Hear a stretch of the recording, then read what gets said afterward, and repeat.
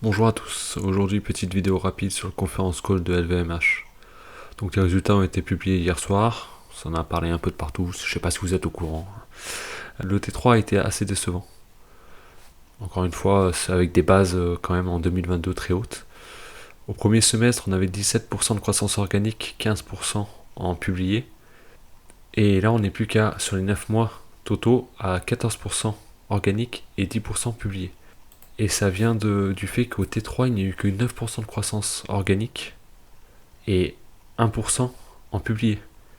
Mais ça, il vous le cache un peu en englobant directement les 3 trimestres ensemble, pour ça noie un peu le poisson.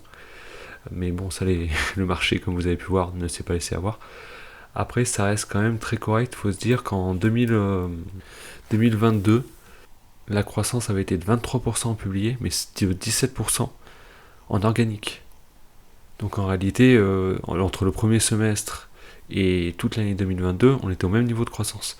Là, ça ralentit au troisième trimestre. Encore une fois, il y a eu un bon trimestre, troisième trimestre en 2022. On voit quand même un ralentissement, il n'y a pas à dire. Après, on voit 9% en organique, 1% publié. Ça veut dire qu'il y a un gros effet de change. Et j'ai vérifié, c'est vrai que par rapport à la monnaie chinoise, l'euro s'est réévalué.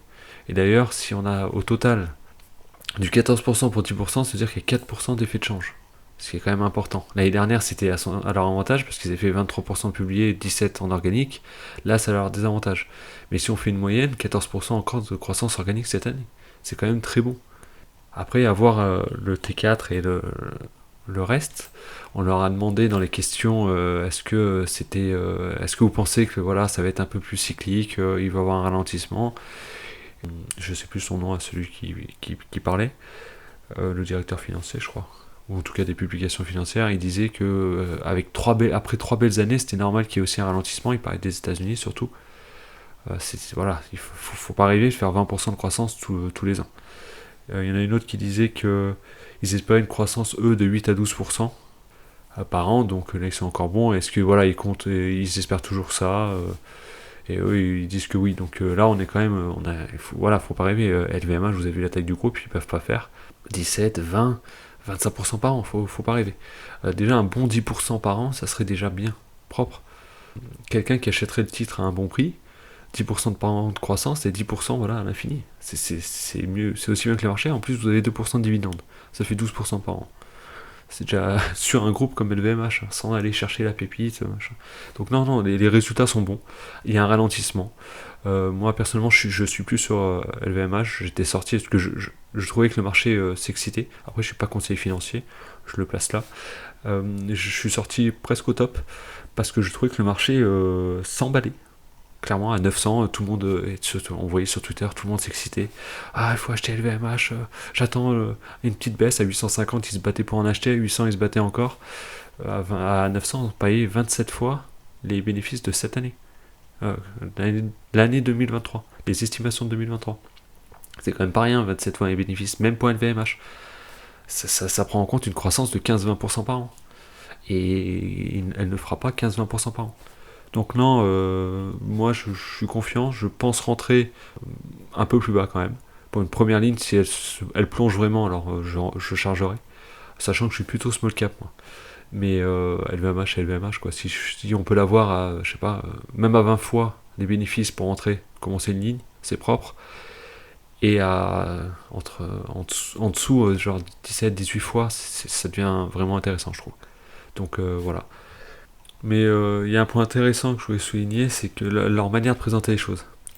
Sur le T3, donc, vous voyez que c'est marqué croissance organique de 14% des ventes sur les 9 premiers mois. Donc il parle pas, ouais, il parle du. Et en dessous, si vous lisez le paragraphe, en dessous c'est marqué progression de 10% publié. Donc ils vous mettent vraiment en avant la croissance organique pour ensuite parler de la vraie croissance du groupe. Et en 2022, ils avaient fait l'inverse. La nouvelle année record pour LVMH, résultat opérationnel courant à 21 milliards, tous les ventes 79 milliards, résultat opérationnel courant 21 milliards, tous les deux en croissance de 23%. Ils mettent ça en avant, et ensuite, en bas du paragraphe, c'est marqué croissance du résultat net de 17%. Là, bon, ils parlent pas vu que il y a que les 9 premiers mois, il n'y a pas le résultat net, mais vous voyez, ils mettent en avant ce qui les arrange. Soit la croissance publiée, donc avec l'effet de change positif, soit la croissance organique. Mais si vous regardez la croissance vraiment organique, ce qui est vraiment du groupe, c'est 17% sur 2022. Là, on est à 14% sur les 9 premiers mois. Même si on avait encore une croissance moyenne au T4, on aurait encore une belle croissance organique. Là, on avait quand même 9% au T... Ouais, on a 14% sur les 3 premiers trimestres. C'est quand même très bon. Encore une fois, ils peuvent pas faire 17% par an. Ça va être compliqué. Ça va être très compliqué.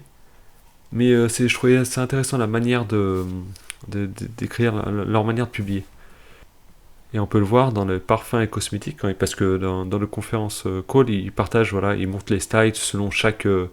parce que LVMH c'est un gros groupe, donc ils parlent des parfums, la mode, la joaillerie, l'alcool. D'ailleurs, l'alcool, c'est une grosse baisse des ventes.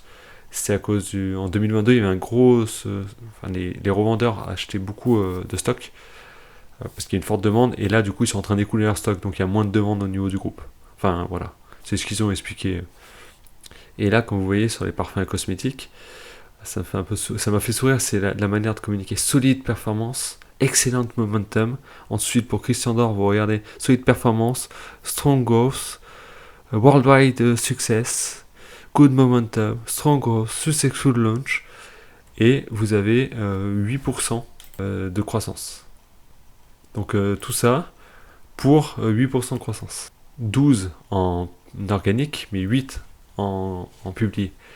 Donc ouais, vous voyez tous ces adjectifs qui vont bien, qui améliorent et tout, et bon, au final, voilà. Non mais voilà, ça à prendre en compte, j'aime bien voir ça, c'est...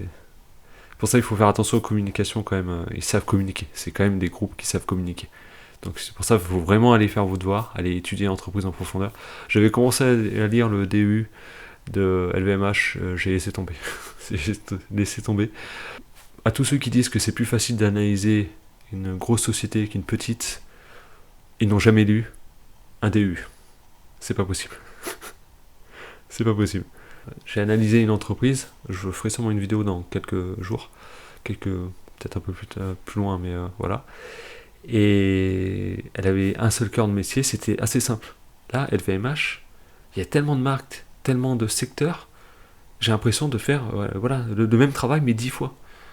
Il faudrait aller étudier chaque secteur, chaque segment, chaque entreprise, parce qu'ils en ont plusieurs dans chaque secteur, parce qu'ils ont plusieurs marques. Non, étudier une grosse entreprise comme LVMH, ce n'est pas plus simple qu'étudier une petite entreprise qui fait 500 millions de chiffre d'affaires, qui a une grosse marque. Non. Et ceux qui disent le contraire, ils n'ont jamais vraiment fait les vraies analyses qu'il faut en profondeur. Voilà, je crois que j'ai tout dit ce que je voulais dire, c'était une vidéo rapide. Donc voilà, pour résumer, les résultats, il y a un ralentissement. Je ne vois pas comment le marché ne l'avait pas anticipé. Personnellement, je l'avais déjà anticipé que les États-Unis, les Américains, tous, si vous suivez un peu la macroéconomie, s'étaient dit que ils avaient beaucoup dépensé, que leur plafond de carte bancaire était vraiment, ils étaient en train d'exploser, qu'avec les hausses des taux, ça allait être difficile. Donc on voit bien que les Américains, eux, ils le disent d'ailleurs, par zone géographique, que les Américains, l'Amérique, ça croît moins. Ouais, ou depuis le début de l'année, ça a du mal. Le Japon, il y a une grosse croissance quand même. Mais l'Asie, voilà, même l'Asie, ça commence à réduire. Parce que après, le problème de l'Asie avec le Japon, c'est surtout la Chine.